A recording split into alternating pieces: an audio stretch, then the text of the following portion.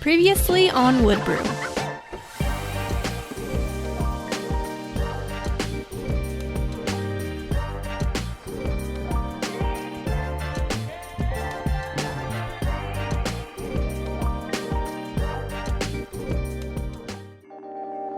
More often than not, I am the first one to get up in the morning and I let the dogs out and feed the dogs and do my morning routine.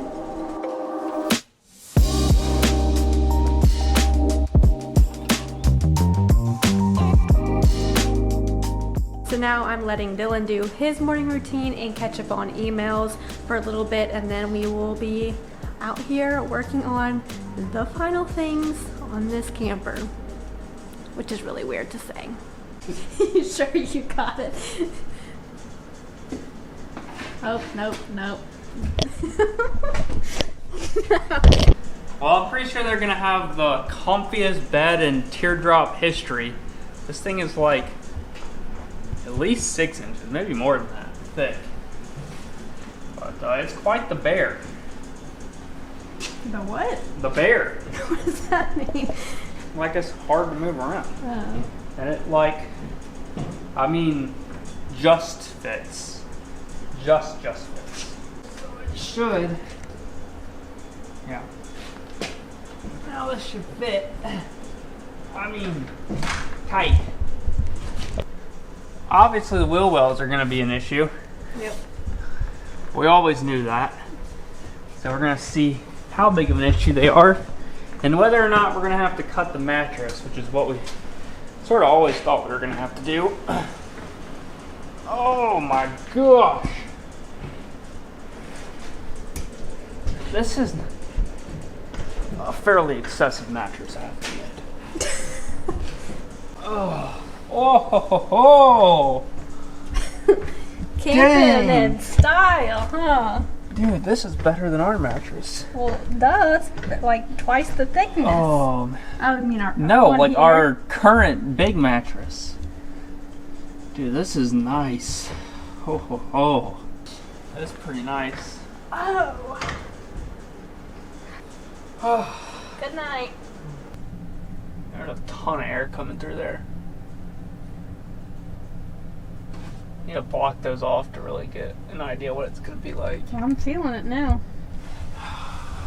Dude, this is a nice setup, let me tell you.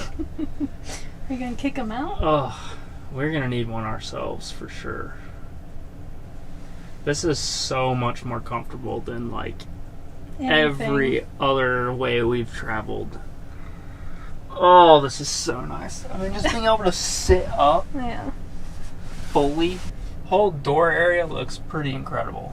I'm not gonna lie. Now, as far as how we're gonna do this, I think the route we need to take is to take all the foam out of the mattress. The foam out of the cover. Yeah. And then put the individual pieces in here and mark and cut those. And then we can put it back in the cover and may or may not like hem the cover. Yeah. Probably won't even be necessary. Probably will just tuck underneath itself and be fine. Yeah.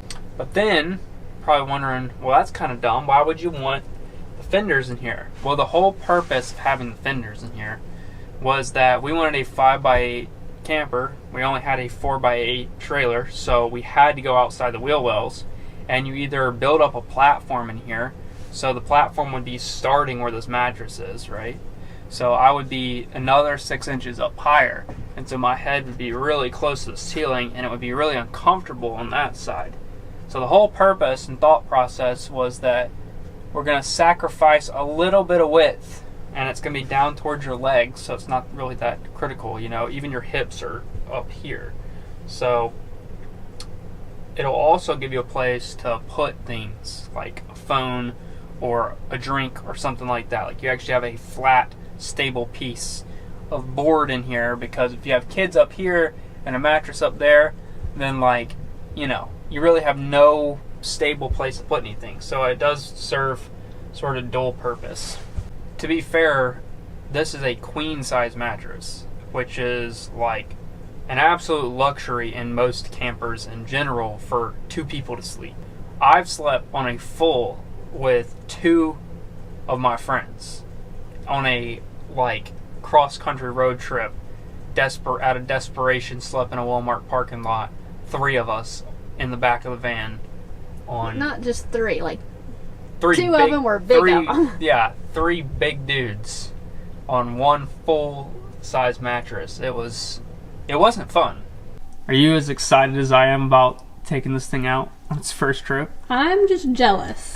I want one. I think a lot of people think this is our camper. We're actually building it for someone else, but we are getting to take it out on its maiden voyage and, test everything out, make sure it's good. But I'm just super excited about getting this thing on the road, maybe taking it to a nice campsite near some water, break out the fishing poles, do some fishing, and cook up some really good food.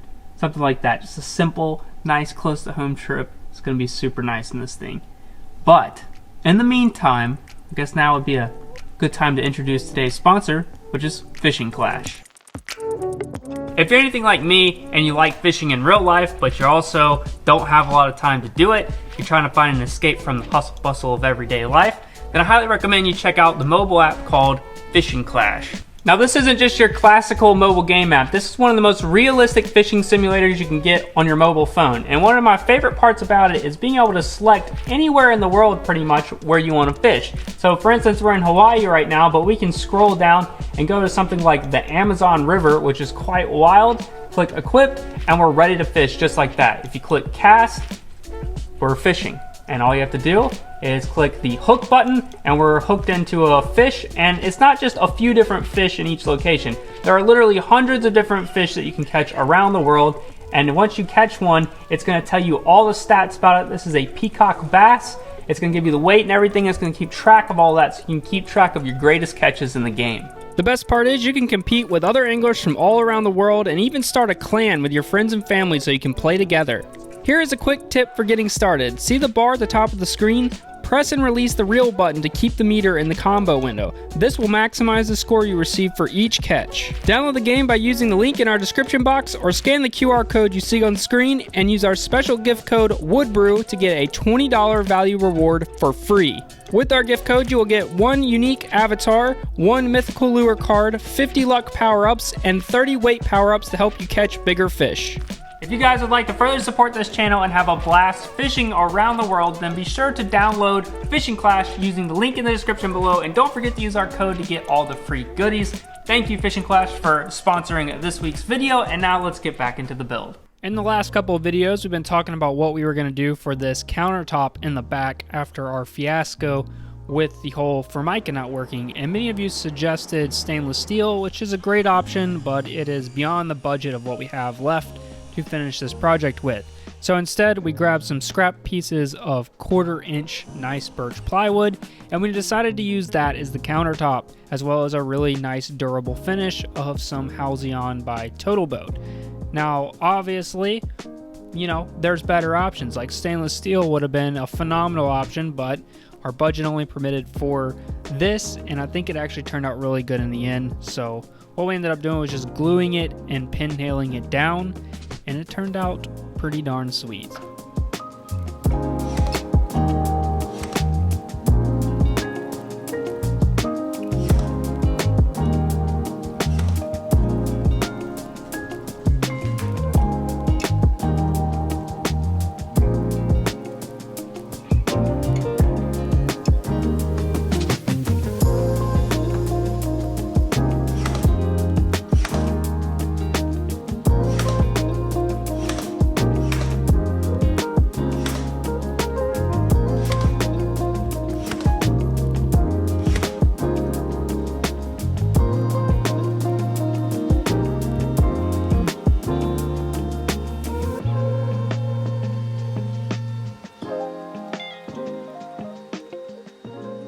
In order to cover up the exposed plywood edges, I actually grabbed some random oak that I had laying around, and we ripped it into small 1/4-inch wide or thick strips, and that way we could cover up all those edges with something that's going to be nice and durable into the future.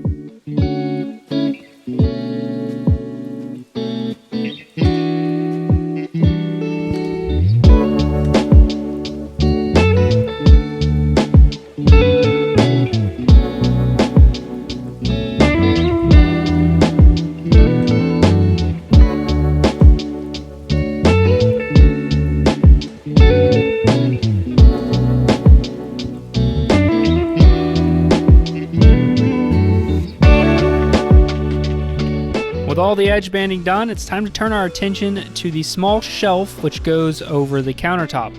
Now in the last couple of videos we actually cut that shelf down because it ended up being too wide, so it needed a new piece to go across the front. So I thought this was a good opportunity to use some more of that oak, so I cut a rabbet along one side to basically accept the bottom piece of plywood, and then you're seeing me mark out the sort of side pieces of plywood to be able to accept that rabbet.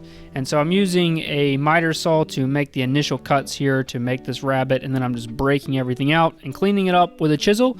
And this worked pretty well to sort of create a rabbet around 3 edges, and that's going to be a really nice strong joint for this really quite small shelf that goes across the top.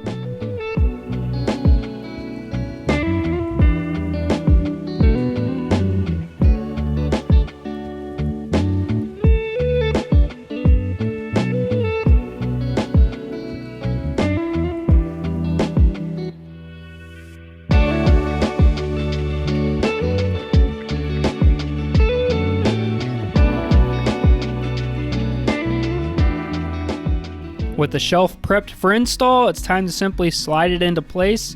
If you've been following along with this build, you know that we used our Avid CNC machine to make all the joinery. And yeah, so this thing just basically slips into place into some pre-existing dados, and then we use some simple screws to attach it into the side. And just like that, it's ready for finish. So I'm always actually using a Total Boat product called Halcyon. This is a water-based finish, but it's extremely durable and UV resistant. So it's a really great, simple product to apply for this area of the camper, and we've really used it all over the place. This is one of our favorite finishes. So if you're interested, you can check the links in the description below if you'd like to pick some up. But with that out of the way, we started drilling holes to accept the wires that come from our hatch down to our fuse panel, and we're going to get moving on adding some actual split wire loom to cover that up, which, you know what, if you have any tips for me on how to better put split loom wire stuff around wire, I'd greatly appreciate it, because that took quite a while actually. But with it out of the way, we could simply slide it through those holes that we made and start getting it sort of tucked in and out of the way. We're not going to be finishing up the wiring in this video, but we're at least getting a really good jump start on tidying things up. With that out of the way, we're moving on to adding the seal on that passenger side of the camper. We added the seal on the driver's side in an earlier video, but it's finally time to turn our attention to the other side and add in that simple peel and stick D-bubble seal, something like that. But with that out of the way, we need to make something that sort of interfaces with those seals, because currently the hatch doesn't actually touch the seals. So I went ahead and used some more of that oak strip to create some semi-movable, as these seals wear out, strips of wood here that are going to make a good interface with those actual seals. There was one tricky part, which is the corner where the actual seal makes that sort of like a, I believe it's like a 45-ish degree angle. So I had to cut a small piece that makes that transition and add that in. But with that out of the way, this thing is hopefully, fingers crossed, finally pretty much weather tight. Finally pretty much, you know. That's all that matters, right? Fingers crossed. We'll see. That's coming very soon in one of the next few videos. We've got to actually, you know, spray this thing down with a water hose and make sure that it works. But look at this nice, tight seal there. I think it's going to work.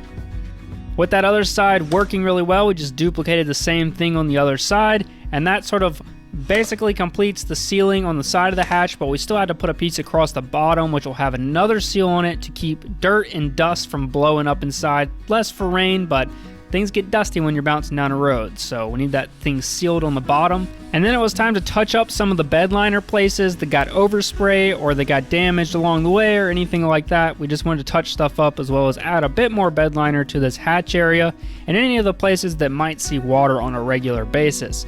So for this, we simply added the hardener to one single jug, which happened to be way too much, but unfortunately I didn't have the foresight to split this up at all, so we ended up wasting quite a bit. But I poured all that into a separate cup and then just used a simple chip brush to brush it on.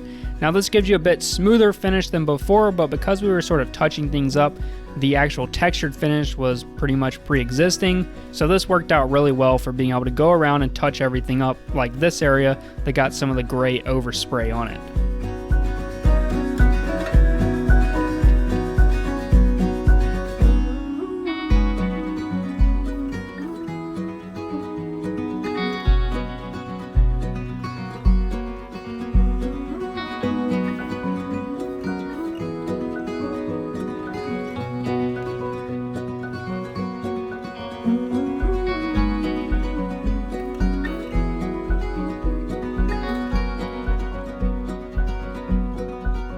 Well, guys, other than tidying up the wiring underneath this countertop, and Molly, we forgot we have to sand this wood floor off. Man. Other than that, this thing is done. Okay? Not the whole thing. The hatch area is done. So we have very little left, which means that the very last video in this series could be the next one, which is wild. But I went ahead and put in this seal down here that I was talking about earlier, so I wanted to show that. This seal wraps around here and goes across the bottom, and it seals up here on this layer of bed liner, and then it also seals right here. So when I close this, you'll see, can you hear it? It sounds nice. No. Okay, well, anyway, we're gonna have some clamps also. They're like toggle type clamps that are gonna go on here. They're gonna be sort of at probably a bit of an angle, so they not only pull it closed, they pull it down some to keep all of this nice and sealed. And then one of the things that we had talked about, follow me this way please, ma'am. We have all of this really nice aluminum angle that has a spot for vinyl trim in the top. This is like RV trim.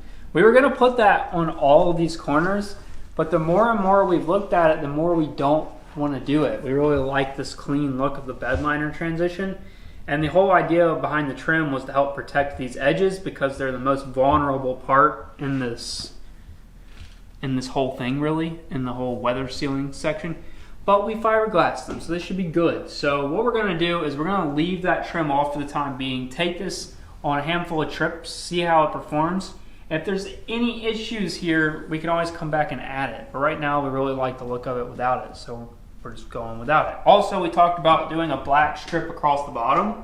Another thing that we just sort of liked. We estimated that a long time ago. We just sort of decided we weren't going to do that anymore because we liked the look of it. Check this thing out. I mean, I'm just so happy that this part of the process is basically done, Now picture this. Your espresso machine at a campsite. Ooh, that's going to be nice. Never We'll have done that before. First trip. Yeah. But I'm also really happy with the way that this countertop turned out.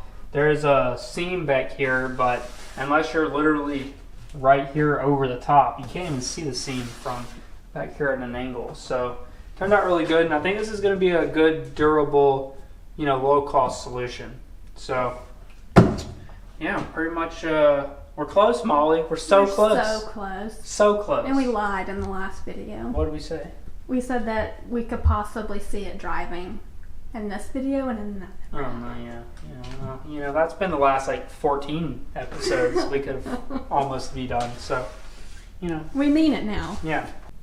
Well, guys, I think that's going to wrap up this week's episode, but don't forget to subscribe if you haven't already, because like we were saying, next week we might be rolling this thing down the street for the very first time, and you're not going to want to miss that. And then thanks again very much to Fishing Clash for sponsoring this week's episode. Don't forget to use the links in the description below, as well as our coupon code to try it out for yourself. All right, guys, we'll see you in the next one. Peace.